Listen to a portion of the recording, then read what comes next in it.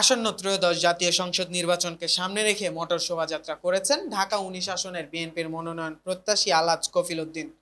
শনিবার ১লা নভেম্বর দুপুরে সাভারের আমিনবাজার থেকে শোভাযাত্রাটি শুরু হয়ে সাভার থানা স্ট্যান্ড এলাকায় গিয়ে শেষ হয়। শোভাযাত্রায় অংশ নেন ঢাকা ১৯ আসনের আওতাধীন সাভার ও আশুলিয়া এলাকার বিএনপি ও এর অঙ্গ সংগঠনের বিভিন্ন স্তরের শতাধিক নেতাকর্মী। শোভাযাত্রা শেষে সাভার থানা স্ট্যান্ড এলাকায় আয়োজিত এক কর্মী সভায় অংশগ্রহণ করেন কফিল উদ্দিন। কর্মী সভায় অন্যান্য অতিথিদের মধ্যে উপস্থিত ছিলেন ঢাকা জেলা বিএনপির সিনিয়র সহসভাপতি খন্দকার শাহ মাইনুল হোসেন বিল্টু, সাভার থানা বিএনপির সভাপতি সাইফুদ্দিন সাইফুল, আশুলিয়া থানা বিএনপির সহসভাপতি বাসের দেওয়ান সহ স্থানীয় বিএনপি ও এর অঙ্গ সংগঠনের নেতাকর্মীরা। আমরা সেদিন বলতে চাই নমিনেশন কাকে দিবে আমরা জানি না, আমরা পরিশ্রম করছি।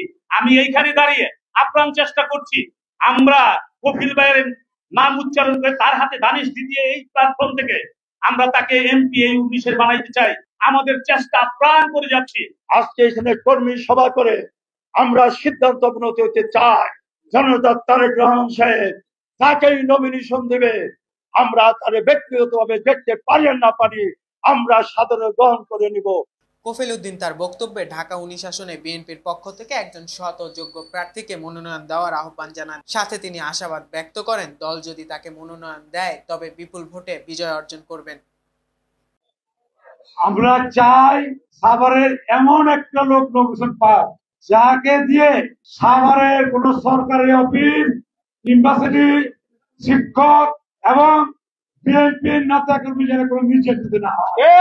আমি মনোনয়ন চাবো, দেওয়ার মালিক আল্লাহ আর তারেক সাহেবের হাতে। যদি আমি পাই, আমি এইটা চ্যালেঞ্জ করতে পারবো সারা বাংলাদেশে ম্যাডাম এবং তারেক সাহেবের পরে সর্ববৃহৎ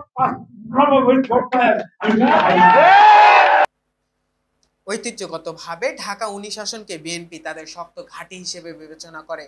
আসন্ন নির্বাচনে এই আসনে মনোনয়ন প্রত্যাশী রয়েছেন অন্তত অর্ধ ডজন নেতাকর্মী।